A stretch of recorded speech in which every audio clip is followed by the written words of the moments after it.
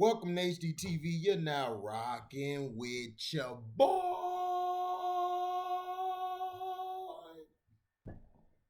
Now, Loki episode 5.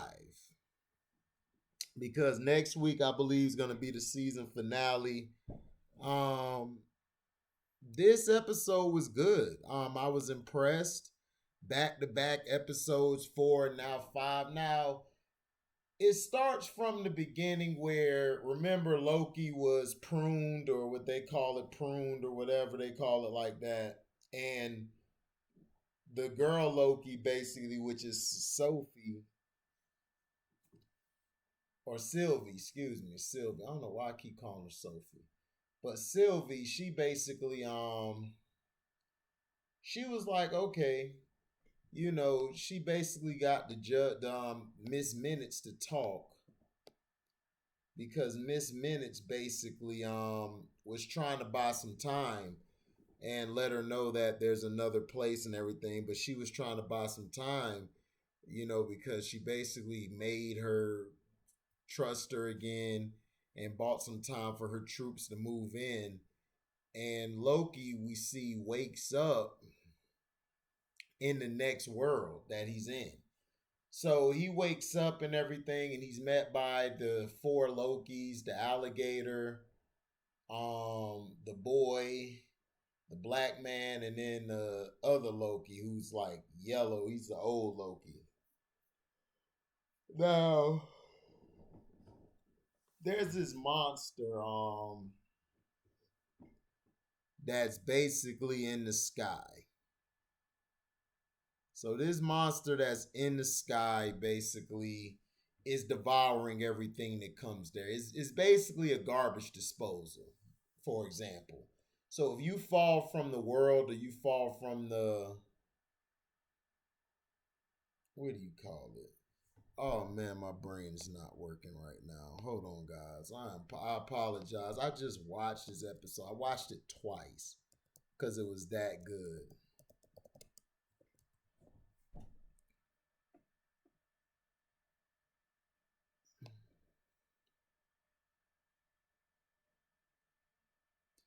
Now we see that Mobius was alive, which was great. And I'll get to him in a minute, but episode 5 was good. It was a good episode, man. I love where it was. And Loki basically woke up and he was trying to ask questions to the other Lokis, and he was in shock. He was like, "The alligator's a Loki?" They were like, "Yes, he's a Loki." But he was getting too loud, and the monster basically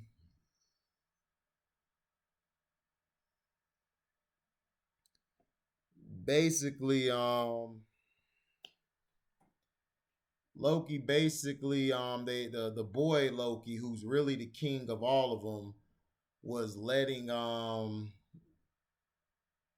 Loki know that, look, you don't want to talk too much, or the monster is gonna come and get you and basically erase you. So it's basically like an eraser. The variants, basically the variant police, they send you from there all the way down there to basically be erased, where you're not existing anymore. Now Loki's trying to come up with a plan to overthrow that monster so he can get to the timekeepers, because it's basically saying that's the guard dog, and the timekeepers are right behind there. So he goes with the Lokis. They go into hiding because they don't want to be eaten or destroyed. So they're down there talking and everything about each other's story. The alligator is about to bite the black guy head off because the black guy was lying. The alligator was like, "You're lying." I mean, it was good, man, to see that it was different Lokis, to see that it was different characters that we got to see, and then we got to see a special appearance from himself. Like, it was another Loki that was basically his twin there, and then you had all these other Lokis who then gamed up. The black guy double crossed them, which I saw that coming. They're gonna make the black guy bad. I saw that coming. Now after that the Loki turned on him saying, I can't promise you that. And then all the other Lokis just turned on him. Basically showing you that Loki is nothing but a con artist and he's very mischief. He tries to make you believe he's there, but he's not. So with him doing that and everything, the black guys started fighting. The black Loki basically started fighting them. They start fighting each other. The Loki, excuse me, I'm tired. The Loki that was dressed in yellow and green basically got them out of there. Got them out of there. They snuck out. So they basically were wandering around. Loki was coming up with a plan because see, Loki was going to leave in the beginning to go fight the thing, but then he was met by a bunch of Lokis. That's why they all were together in that scene. Now, the Lady Loki, which is Sylvie. Why I keep calling her Sophie? I apologize. But Sylvie basically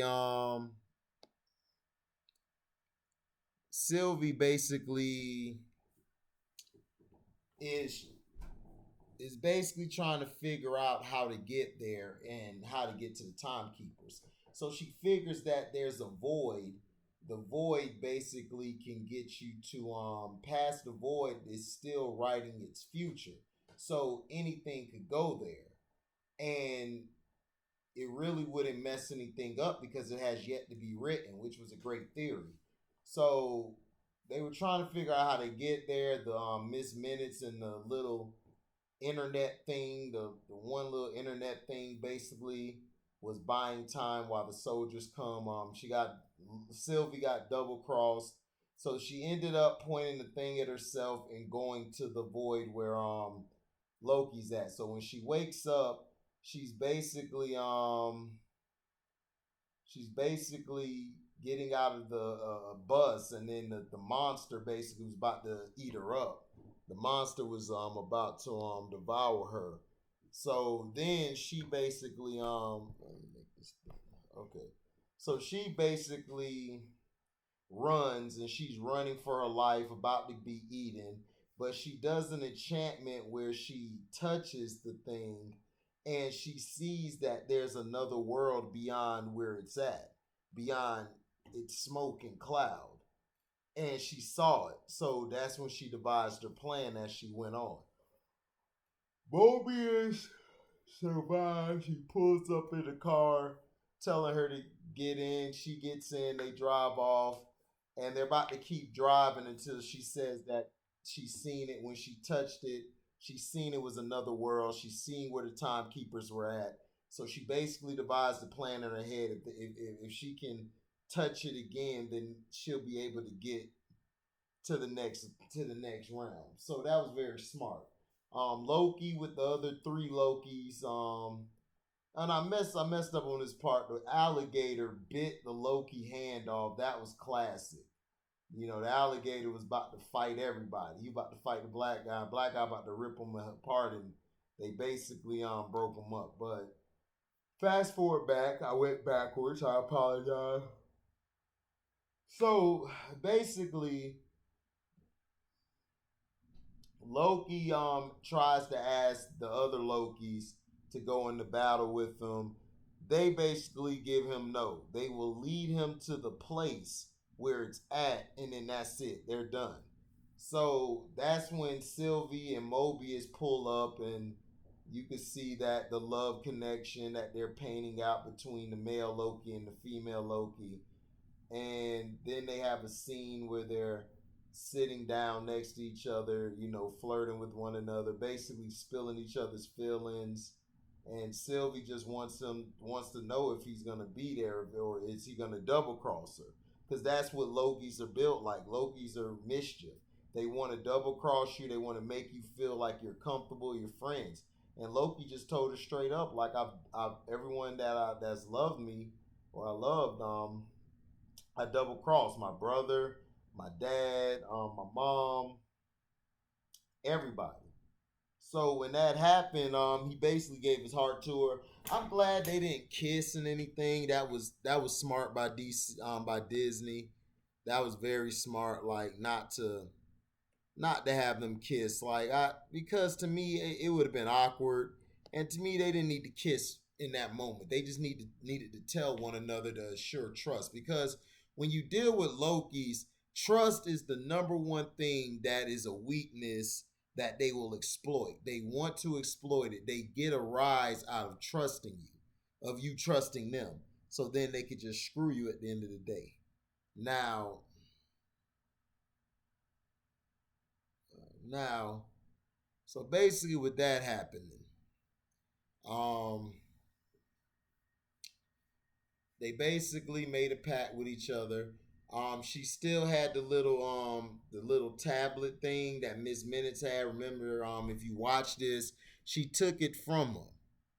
She took it from her, and she took it from her and ran, and she took it with her, and she gave it to Mobius, so Mobius could get back. He could use it to get back to the place.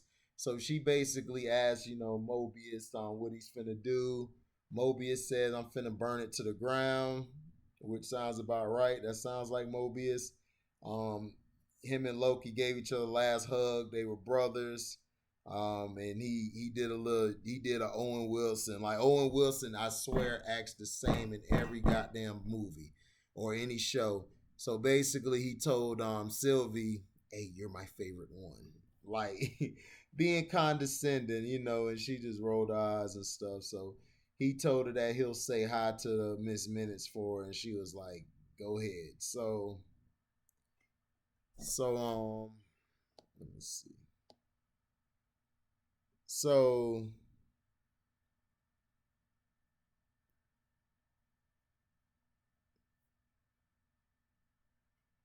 So basically, let me see.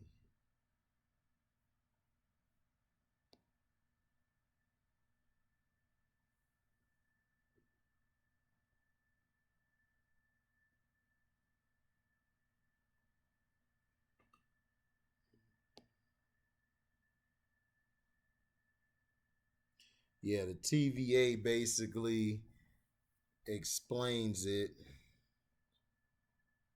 Yeah, Judge Ravana Renslayer. I call her Miss Minutes. Miss Minutes, I think, is the orange thing. So Judge Ravana basically lied. Yeah, so it's basically classic Loki, kid Loki, boastful Loki, and alligator Loki. Yeah, Miss Minutes and Ravona basically so it's called Alioth. So that's what they talked about. So it consumes matter and energy, and is also an incredibly powerful, if obscure, creature in the comic books. It was introduced in a '90s comic series called Avengers: The Terminatrix. Objective Alioth is self-proclaimed supreme time being. um, is basically Alioth is most closely associated with the villain King the Conqueror, a time traveling genius originally from the 31st century set on taking over all of time. Numerous versions of Kang have appeared in comics using various aliases, but one trait he is known for is his love for Ravana Renslayer. Ravana and Alioth also have some history, and Kane the Conqueror is expected to appear in Ant-Man and Wasp Quantumania. So,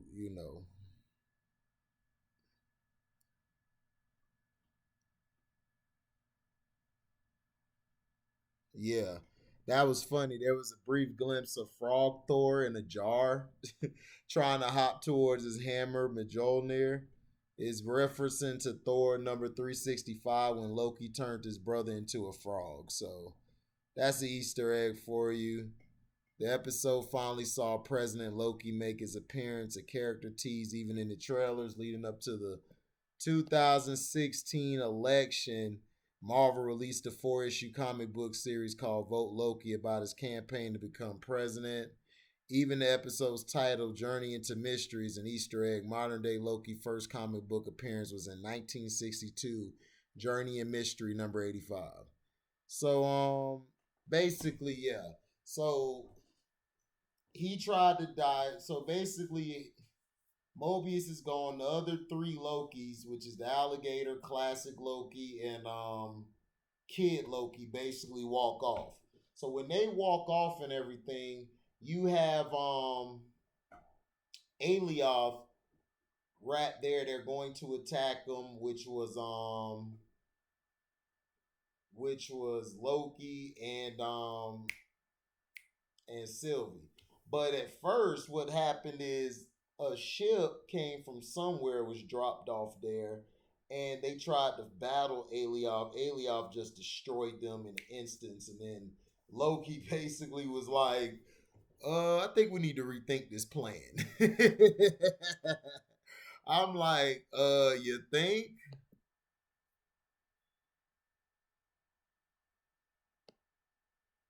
It's like, you think? It's funny. It's real funny how that happened and everything. But I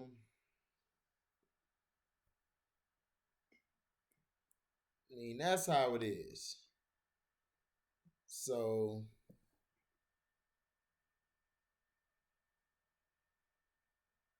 so now when they found each other, they basically love each other. So Sylvie and Loki love each other, but so they're finna take on Alioth. Um, Alioth is coming towards them. She doesn't have enough power to basically enchant him.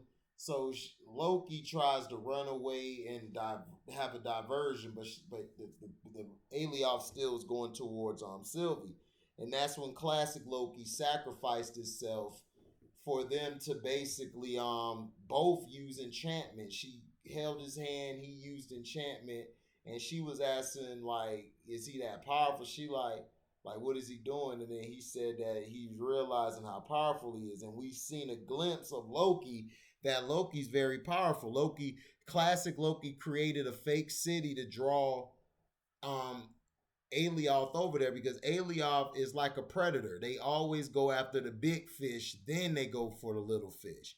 The big fish is a challenge for them, so they want to go and exuberate. I mean, to basically give their what do you call it? To show their dominance over them.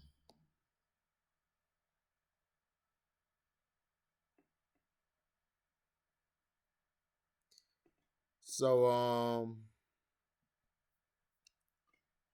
with that happening, that was a good look.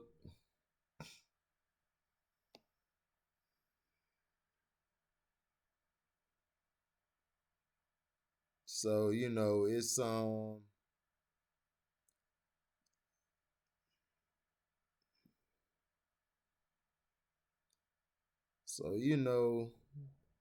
it is what it is. But they were able to use enchantment, and they opened another gate, which was, they opened it basically going through to see the timekeeper. So that's where it left off. I thought we would get a glimpse, but they didn't want to show nothing. They're gonna lead everything up to episode 6. This episode I would give it a 4 out of 4 stars. Like the last one I gave 4 out of 4 stars. This was a classic. I love the pacing. I love the Easter eggs. I love the different Lokis coming in there, basically going at it with one another. It was a great, refreshing episode. It's an episode well needed. It really showed a lot of range from the people who wrote the story, as well as the actors and the characters playing those. I mean, the actors playing those characters. Um, Other than that, it was great, man. Like we're gonna see basically Renslayer go against Mobius. Um, we'll get to see that, and then Renslayer went to go talk to one of the agents, the agent who turned on him, the dark skinned lady, the butch lady that Christian wants, who gonna take one for the team for. Man, what was her name? Let me see. Yeah, Hunter B-15. Hunter B-15. That was a good little part in the TV show because what it did was it basically told them she told her that she's gonna beat her to it because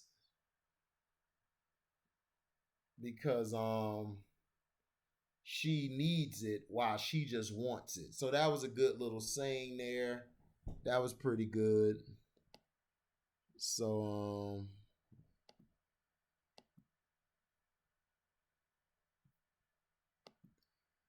but the show did well, man. I like it.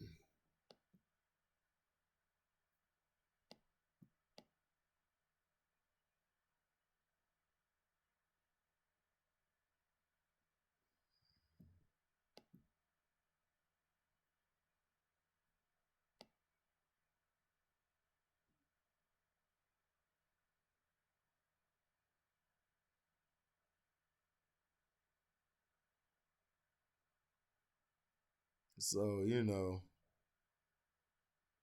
man, Judge Renworth or Renford, whatever her name is, she can get the business. She fine as hell. Yes, sir.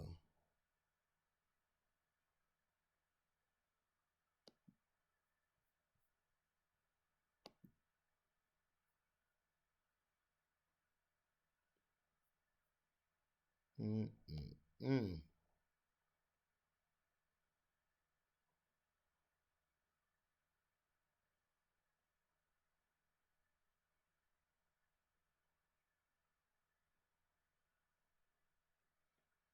But she's done great. I mean, she's doing well. But I give it 4 out of 4, man. It was good. If you haven't seen it yet, please see it. Next week's episode is gonna be awesome. I can't wait for it. But let me know in the comment section what you think about it. Do you like, love, or hate it? This episode was showing the trust and the love between Sylvie and Loki, and that their bond, which if they do connect or do what they do with each other, they will cause a big chaotic. They call a big chaotic storm or something. They were saying they would, I think, destroy reality or time. So thank you for listening. Like, comment, subscribe, share this, hit the notification bell to select all to receive upcoming notifications. And if you like what you hear, you can donate to the page by Cash Apping me at the word welcome, the number 2, and then HDIITV. Thank you all for listening and supporting the page. We're out. Deezy.